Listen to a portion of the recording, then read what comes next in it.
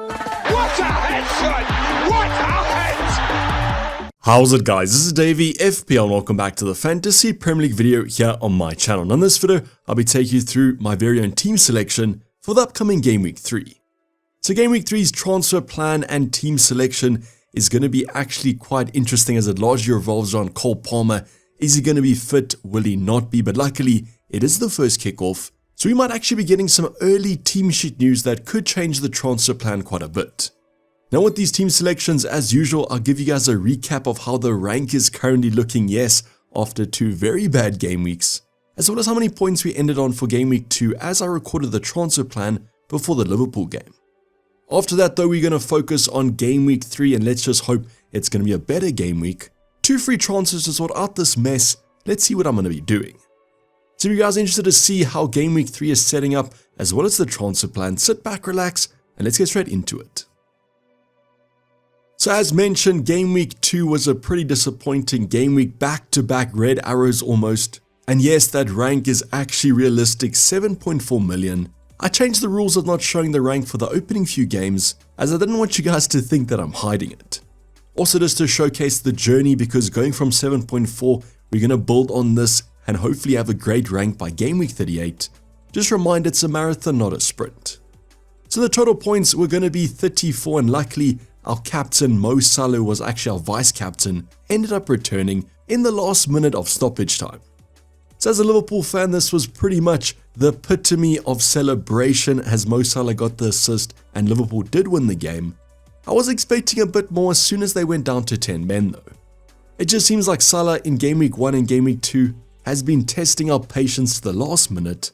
I don't really mind as long as he's getting those FPL points though.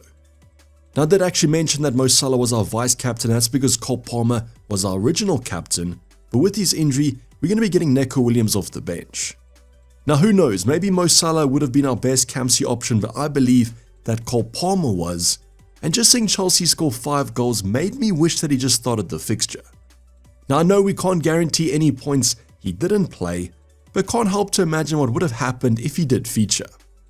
Unfortunately, only Neco Williams off the bench, not Pedro Porro for his 5-pointer, or Dubravka for his clean sheet.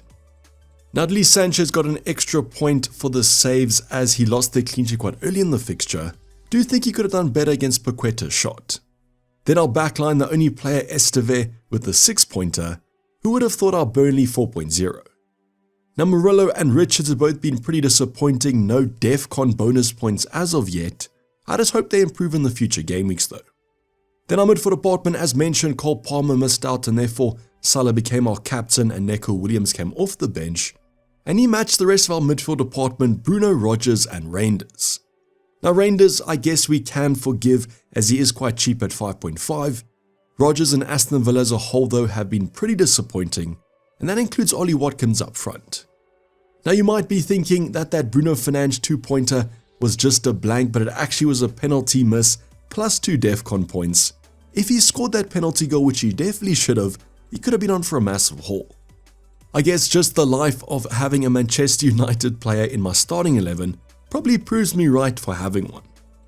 Then unfortunately Strand Larsen, even though the stats looked okay, didn't get any sort of bonus points here.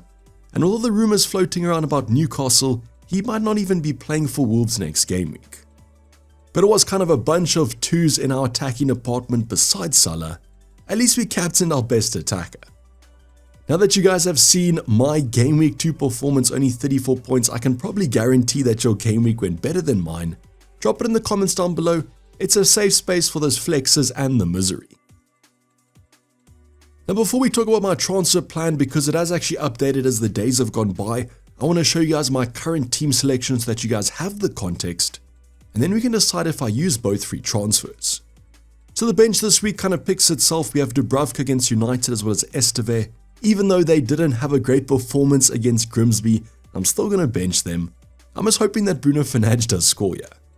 Then Richards against Aston Villa obviously do own Rodgers plus Ollie Watkins, so I hope they score. And then Mark Guehi hasn't got a starting spot yet. Then between the sticks, pretty confident. You guys saw the clean sheet odds in the ultimate guide, Chelsea looking strong. I think there could be a clean sheet against Fulham here. Then the double up with Murillo and Neco Williams, that's how we have both these Nottingham Forest defenders for fixtures like this. And West Ham definitely have a few problems in their attacking department. So I won't lie, I'm expecting to be repaid for the patience after Game Week 1 and Game Week 2. Anything less than a clean sheet here is going to be pretty disappointing. Then with Pedro Porro, can he keep a clean sheet against the popular Semenyo and Bournemouth as a whole? If they can do it against Man City, surely they can against Bournemouth. Now I've been a little bit disappointed, no attacking threat yet, could have just gone for Van der Ven instead of Pedro Porro. Let's see how he performs in Game Week 3. Then our midfield department, I'm not going to be actually captaining our premiums, first of all Mo Salah and second of all Cole Palmer. As you guys can see though, Cole Palmer currently yellow flagged. Now I do kind of think that I've gotten closer to captaining Salah after that United performance last night. I just kind of feel like this game is going to be quite close to call and don't exactly know how high the ceiling is going to be. I do kind of feel like there might be goals though. I don't think Liverpool can keep a clean sheet and therefore this might be a full out attack. You guys can let me know what you're expecting out of this Arsenal game. Then with Cole Palmer, the latest was the scan revealed the injury wasn't as bad as they were expecting, but Fulham might come too soon in Game Week 3.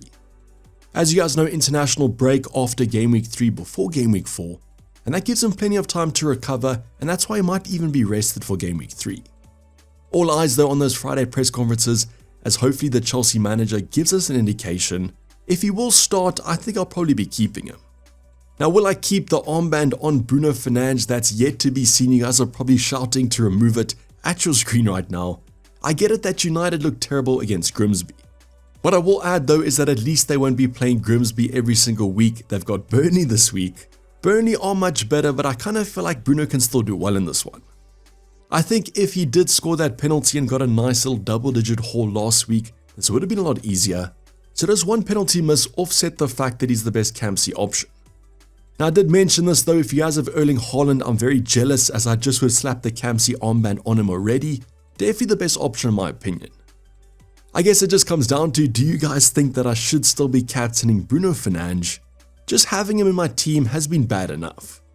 Same could be said about Rodgers, has been simply terrible. Let's just hope against Crystal Palace they can do something. Although Palace's defense is a lot better than their Game Week 1 and 2 opponents. Reinders against Brighton, at least if Haaland's going to be scoring, let's just hope that Reinders does the assist. I won't mind the other way around as well though. We are yet to see a benching. Could this actually be the week to see if he does sit on the bench? Fingers crossed that's not, but at least we have some bench coverage. Then up front, Ollie Watkins, same with Rodgers, been super disappointing. Let's hope he rebounds. Otherwise, we might have to be taking him out sooner rather than later. The last option does actually have some talk about him, and that's going to be Strand Larsen from Wolves. There's some heavy rumors that he might actually be moving to Newcastle fairly shortly. And the last thing we want is for him to miss this fixture, as he could be planning the move. So if he does miss out, I guess we do have some bench coverage if need be, but I would rather we get this news sooner rather than later. So let's see what happens on Friday as well as Saturday morning. But at the moment, this starting 11 does look okay. I would say if Cole Palmer's back fit, it looks a whole lot better. But I'm already making my transfer plan around the fact that he probably will miss Game Week 3. Now before I go over my transfer moves, you guys give your predictions in the comments down below. What moves did you guys make with 2 free transfers? Unfortunately 0.0 in the bank though. So the transfer plan this week does obviously revolve around the fact that Cole Palmer will be missing Game Week 3. If he's confirmed back in the press conference, I definitely will be rolling a transfer. Now you might be asking me why I can't just bench him. I think the Brentford game is going to be pretty strong, but who knows if he will be back for that one even. And then after that, the fixtures are a little bit hit or miss. I would say though, if you have some good bench coverage, just keeping Cole Palmer is okay, as the medium to long term fixtures aren't that bad. And if he does hit form, he's a great asset. Unfortunately though, at the moment his form is pretty dismal, and therefore it might be a transfer out, and I'll use this as an opportunity to get some funds in the bank. Now I did speak about my favorite options as Cole Palmer replacements in the ultimate guide. I've narrowed it down to my 2 favorites though. So the first one is going to be Ismaila Sarr. I do like Crystal Palace's chances with these upcoming fixtures, and I really like his price at 6.5. Now if you guys did watch my midfielder review in the preseason, Ismaila Sarr is a great asset, and even against Aston Villa, I feel like there could be points here. The home fixture against Liverpool, as mentioned, they can't keep a clean sheet at the moment, and I think he could be good value at 6.5. Now the other more boring option, and I will explain why I am favoring actually going for Anderson, is just the fact this opens up a whole bunch of doors in terms of the money in the bank. and will allow me to do Mark Gayu to Ekitike or Gyökeres next week. Now yes, Anderson might not be the most kind of high-octane midfielder, the most attacking midfielder, has been super close to getting those DEFCON points though 2 weeks in a row. The Nottingham Forest fixtures obviously also look splendid. West Ham, Burnley, Sunderland, 3 out of the next 4 look absolutely great, and I could bench him against Arsenal next week. Now it is quite hard to compare what these two options do hold, and therefore let me give you guys some context into the second move I might make, and that involves taking Mark Gayu out. Now the easiest one to explain is going to be Anderson. So if I do go for Anderson at 5.5, I can avoid a Gyökeres or an Ekitike next week. And the reason I want to wait for next week is if Isaac does sign for Liverpool, I won't go near Ekitike. But let's just say in the upcoming days we do get that confirmation, at least we will before game week 4. If Isaac doesn't sign for Liverpool, Ekitike becomes absolutely essential at 8.7 million. So that's why I do actually like Anderson. Yes, it might be a little bit of a risk, but just keeping him might be okay. Just the advantage of getting that kind of 9.0 striker in your team, I think it's probably the best medium-term option. Now, of course, there are some other replacements. If I do want a player for this week, and let's just say I do go for Ismaila Sarr, a second transfer could be taking Mark Gayu out to someone like Mateta or someone like a Chris Wood. So yes, finally actually going for Chris Wood in terms of my team. I couldn't go for him if I do go for Anderson though, as that would complete my Nottingham Forest triple up. I would probably say if I do go for Anderson, I'm locked into kind of doing a transfer in game week 4 for a new striker, so I'd probably just roll my second transfer. But Ismaila Sarr plus Mateta/Wood could be useful this week if Strand Larsen does look like he will be missing, or I could just take him out if I want to. The only thing about taking Mark Gayu out is that the team structure does go off a bit. Every week we'll be benching at least a 5.5 midfielder, which might not be that great.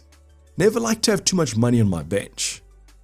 Now between these two strikers, I do think Mateta is probably the better medium-term hold, but I can't look away from Chris Wood, and West Ham, Burnley, Sunderland, 3 out of those next 4 look absolutely great, and that's why him at the moment might be slightly more attractive. Mateta though is a very strong option, and as mentioned, is a great medium-term hold. But those fixtures are quite hard to ignore from a Nottingham Forest side.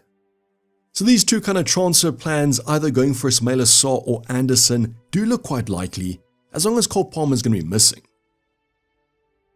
To just help illustrate what I'm talking about now with my starting 11, let's just take the team as a whole with no transfers made. And then if Cole Palmer's out, the most sensible switch is probably Ismaila Sarr or Anderson. I'm just going to slot Sarr in for the time being as he is more expensive. And then this team does look ready to go as long as Strand Larsen is going to be playing. Now what could actually happen is I could do the second transfer regardless of Strand Larsen. I could therefore bench Reinders or Sarr if I want to. Just don't know if it's worth kind of using the second transfer. But if Strand Larsen does miss out, we could just wait and see. We could keep him if he does move to Newcastle, and then just bench him for this week. That's where Chris Wood or Mateta comes into account. They will replace that slot. And then I guess the team looks even better with that great fixture. So these two transfer plans do look quite likely, as mentioned, if Cole Palmer is out. I would probably say if Strand Larsen does complete his move before the game week 3 deadline, I will go for the moves on screen. Otherwise, Anderson and Ekitike next week might just be too hard to not do. You guys let me know your thoughts in the comments down below. Which transfer plan do you guys prefer, and what moves are you guys making for your own team? Always like to see what you guys are playing with. Make sure that you guys do have notifications on for that deadline stream 1 hour before the deadline. We are back to the usual Saturday morning/afternoon deadlines. But this is basically our video, guys. Hope you guys did enjoy it. Please like it and subscribe if you have subscribed yet. Content's thought to come up with that deadline stream. Hopefully I see you guys there, but for the time being, I'm going to be signing off. It's me, Dayvy FPL, and I'm out. Cheers, bye.